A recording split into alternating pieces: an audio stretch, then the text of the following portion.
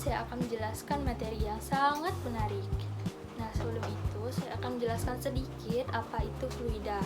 Fluida adalah zat cair yang mengalir, contohnya seperti air, gas. Nah, kalau fluida dalam keadaan diam itu disebut dengan fluida statis.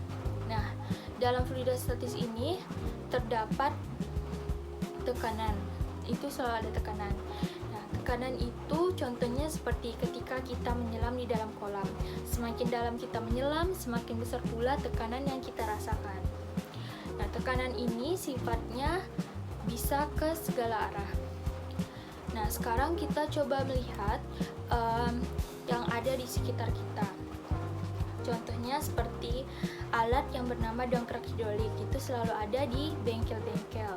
Nah, seperti kita ketahui, kalau dongkrak hidrolik itu ketika kita memberikan tekanan pada tuas tersebut, alat tersebut bisa mengangkat sebuah mobil yang beratnya sangat berat gitu, dan bobotnya sangat besar. Kemudian contoh lainnya seperti ketika kita mengerem pada kendaraan. Nah, ketika kita mengerem pada kendaraan seperti kendaraan bermotor, ketika kita menggunakan tuas yang ada di rem, otomatis roda yang sedang berputar itu tiba-tiba berhenti. Nah, contoh-contoh ini merupakan penunjukan di mana gaya kecil bisa dirubah menjadi gaya yang sangat besar. Nah, bagaimana ini bisa terjadi?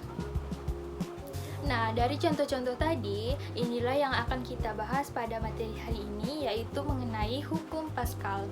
Adapun tujuan pembelajaran yang akan kita capai yaitu mendefinisikan hukum Pascal, kemudian menguraikan konsep dasar dan prinsip dasarnya, serta mengidentifikasi penerapannya dalam kehidupan sehari-hari, dan yang terakhir yaitu menggunakan persamaan hukum Pascal pada penyelesaian soal.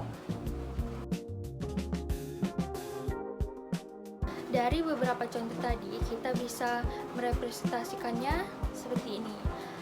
Pada dongkrak hidrolik, bayangkan terdapat dua piston yang dihubungkan dengan cairan, di mana piston yang pertama ukurannya lebih kecil, diberikan nama A1 karena luas penampang yang pertama. Nah, kemudian diberikan gaya F1, dihubungkan dengan cairan ke penampang 2 yang kita sebut dengan A2, sehingga menghasilkan gaya F2. Nah, kita ketahui bahwa cairan merupakan perantara antara piston 1 dan piston 2 meneruskan tekanannya. Sekarang kita masuki konsepnya. Nah, tekanan dapat didefinisikan sebagai tekanan sama dengan gaya per satuan luas, di mana tekanan berbanding lurus dengan gaya dan tekanan berbanding terbalik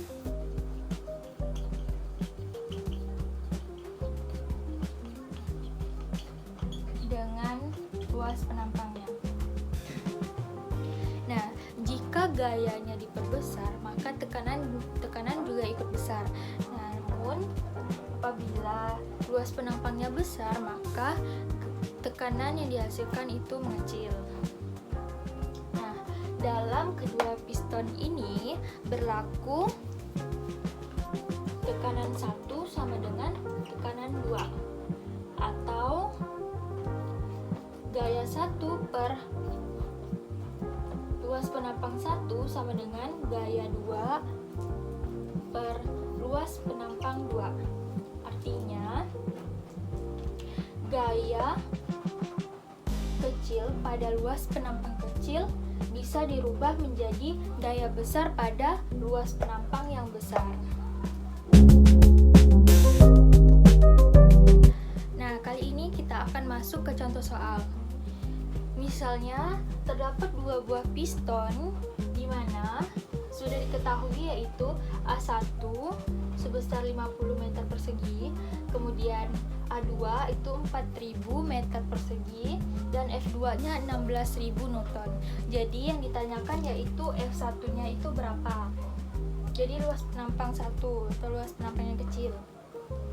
Nah, kita menggunakan persamaan tekanan 1 sama dengan tekanan 2 atau tekanan kecil sama dengan tekanan yang besar. Di mana rumusnya itu gaya pada penampang kecil per luas penampang yang kecil atau luas penampang 1. Nah, sama dengan F2 per A2. Ini gaya pada luas penampang yang besar dan luas penampang yang besar. Sehingga kita masukkan saja. Untuk F1-nya itu kan tidak diketahui. Jadi kita tulis di sini F1. Kemudian A1-nya kita ketahui yaitu 50 meter persegi. Nah, sama dengan untuk F2-nya itu 16.000 Newton per, untuk A2-nya itu 4.000 meter persegi. Sehingga kita pindah ruas, jadi F1 karena F1-nya dicari sama dengan 16.000 Newton dikali 50 meter persegi per 4.000 meter persegi. Nah, F1-nya sama dengan, tinggal dikalikan saja sama dibagi, jadi hasilnya itu adalah 200 Newton. Untuk F1-nya kita dapatkan hasil 200 Newton.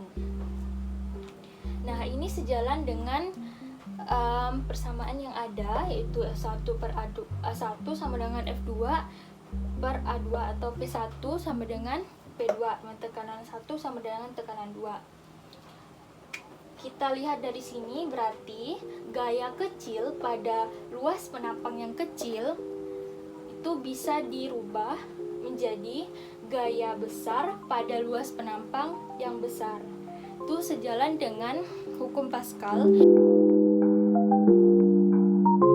Nah, dapat disimpulkan bahwa ketika kita memberikan tekanan ke fluida dalam ruang tertutup, maka tekanan tersebut akan diteruskan sama besar ke segala arah.